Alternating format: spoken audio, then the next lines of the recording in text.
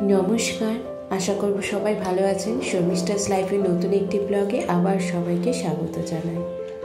আজকে নিয়ে গেছি আপনাদের একটি জায়গায়। মা যে শুধুমাত্র মন্দিরেই বিরাজ করেন সেটা কিন্তু নয়, মা বিরাজ করেন প্রত্যেকটি ঘরে, প্রত্যেকটা মানুষের মনের মধ্যে। আর আমার মা তো পুজো করে থাকে সন্তোষী মার, আগেই আপনাকে বলেছি। তবে যেখান থেকে সন্তোষী মাকে আমাদের পাওয়া, সে আমার এক দিদার বাড়িতে। এখানে কোনো মন্দির নয়, দিদা এই ঘরের মধ্যেই পুজো করে থাকেন। আর সেদিন ছিল উদযাপন, তাই এই দিনটা সবার সাথে ভাগনা করে নিলে মনে হয়েছিল খুবই একটা কষ্টকর বিষয়। যাই হোক, দেখেছেন আজকে উদযাপন, তাই 16টি বাচ্চাকে দিদা মন ভরিয়ে খাওয়াবে এবং তাদের কিছু গিফট দেওয়া। প্রত্যেকটা মানুষই আজ যেন একটুও ভোগ না পেয়ে না যায়, এমন যেন হতে না পারে। সেই ভোগ থেকে উঠে মায়ের জন্য আয়োজন হবে। আর আজকে নাকি দিদা বলে যে এই 16টি বাচ্চাকে যদি মন ভরে খাওয়ানো যায় তবেই নাকি মায়ের পুজো একদম সার্থক।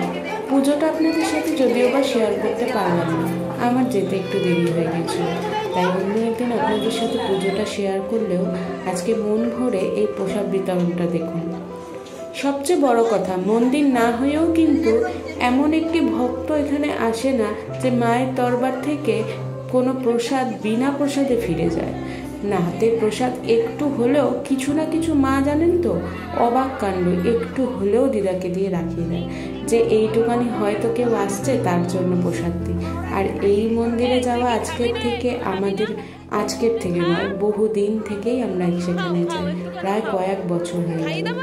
যাই হোক, আজকে এই উদযাপন, আপনাদের সবাইকেও আমন্ত্রণ। কিন্তু এখানে প্রতিটি শুক্রবারই আমার দিদা বাড়িতে পুজো হয়ে থাকে, ভোগ হয়ে থাকে। আর এই উদযাপনের দিনটি প্রতি বছর আরও বড় করে হয়ে থাকে, তবে মায়ের ইচ্ছায় এবার একটুখানি ছোট হয়েছে। ছোট আর কি, ওই যতজন আসতে পেরেছে ততজন। তবে নেমন্তন্ন বলে কাউকে কিছু করা হয় না, কিন্তু ভোগের প্রসাদটা নিতে কিন্তু সবাই চলে আসে। ওই যে বললাম, মা শুধু মন্দিরেই থাকে না, প্রত্যেকটা ঘরে থাকে। তাই আশেপাশে সব ঘরেরা মিলেই দিদাকে কিন্তু কিছু না কিছুভাবে সাহায্য করে থাকে, রান্নার কাজে, হাত বাড়িয়ে ঠাকুরের পুজোর কাজে। আর এই যে 16টি বাচ্চাকে তাদেরকে মন ভরিয়ে খাওয়ানো, এটাই কিন্তু মায়ের আশীর্বাদ। সবাই জানেন, সন্তোষী মার বইটি সবাই দেখেছেন যে কিভাবে মার মহিমা দেখিয়েছে সেখানে। আর 16টি বাচ্চাকে মন ভরে খাওয়ানোই যে বললাম সব কিছু। চলুন তবে আপনারা ভিডিওটি আজকে দেখতে থাকুন।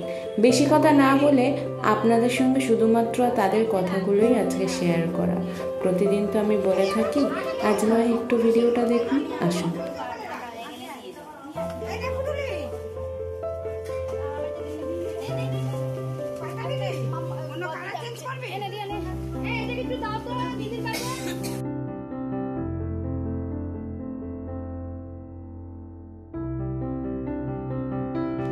শুধুমাত্র প্রসাদ খেয়ে গেলে তাদের হয়তো মনটা ভরবে না, কিছু কিছু গিফট দিলে তারা একটু আনন্দও পাবে। তাই আমাদের বাড়ি থেকে এই বাচ্চাগুলোর জন্য মাসে একটু ছোট্ট আয়োজন করে। তাদের একটু পেন্সিল বক্স, একটু জলের বোতল, একটু পেন্সিল রাবার, এই সমস্ত গিফট দিয়ে আয়োজন। কারণ ওই যে তাদের মনটাকে ভালো করা, এই আর কি। প্রসাদ বিতরণের সাথে সাথে তাদেরও তো একটু এন্টারটেনমেন্টের দরকার হয়। এত ছোট ছোট খুদেগুলোই বা ওখানে কেন বসে প্রসাদ খাবে? দেখেছেন, মন্দির কিন্তু নয়, তবুও দেখুন কত ভক্তের সমাবেশ। যদি আপনাদেরও কখনো মন চায়, আপনারাও কিন্তু এখানে আসতে পারেন। আমাদের এই দরজা সব সময় মায়ের মন্দিরে সবার জন্য খোলা। দিদা কখনো কাউকে বলে না তুমি এখানে এসো না বা তুমি আসবে না। যদি কোনো মনে হয় যে হ্যাঁ আপনি আসবেন বা কোনোভাবে, অবশ্যই আসতে পারেন। এবং এখানে এসে মাকে একবার দর্শন করলে, তার মুখটি দেখলে আপনার মনে যত কষ্ট আছে এবং যতটুকুনি মনে হয় যে আপনি মন খুলে বলতে চান, সেটা কিন্তু অবশ্যই বলতে পারবেন। চলুন তবে সাথে থাকুন, আরও কিছু দেখার আছে।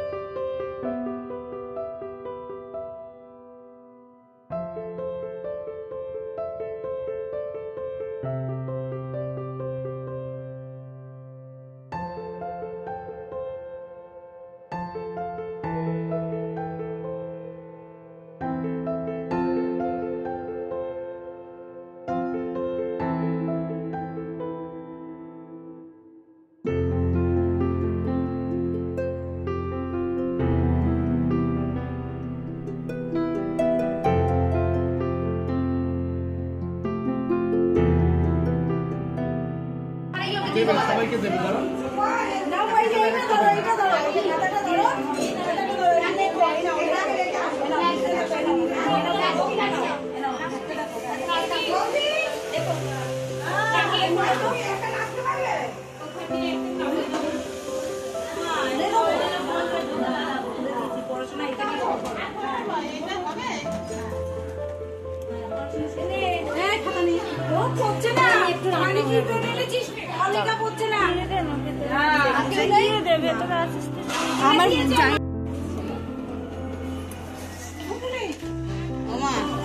একটা আমার নাতিকে দেবে তো, পেন্সিল বক্স, পেন্সিল দাও, আমার নাতি পড়ে।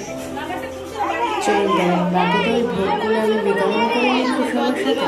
তারপরে না হয় আবার কোনো একদিন আপনাদের সাথে শুক্রবার করে গিয়ে পুজোটাও আপনাদের সাথে শেয়ার করতে পারবো। আজ একটু দেরি হয়ে গিয়েছিল যেতে, উদযাপনের দিনটাই ভালো লাগছিল না। পরের সময় করে অবশ্যই যাবো এবং আপনাদের সাথে পুজোটা শেয়ার করবো। আপনারাও যদি কখনো মনে হয় যে এই মন্দিরে বা এই বাড়িতে একবার আসতে চান নিজের মনকে ভালো করার জন্য, অবশ্যই সবার জন্য এই দরকার একবার চলে আসবেন। কোনো দিনের না মনে করে, মা সবারই জন্য চলে দেওয়া ভোগের প্রসাদ গ্রহণ করি। ভিডিওটি ভালো লাগলে অবশ্যই একটা লাইক করে, একটা কমেন্ট করে, একটা সাবস্ক্রাইব করে যাবেন। আবার দেখা হবে নতুন কোনো ভালো থাকবে।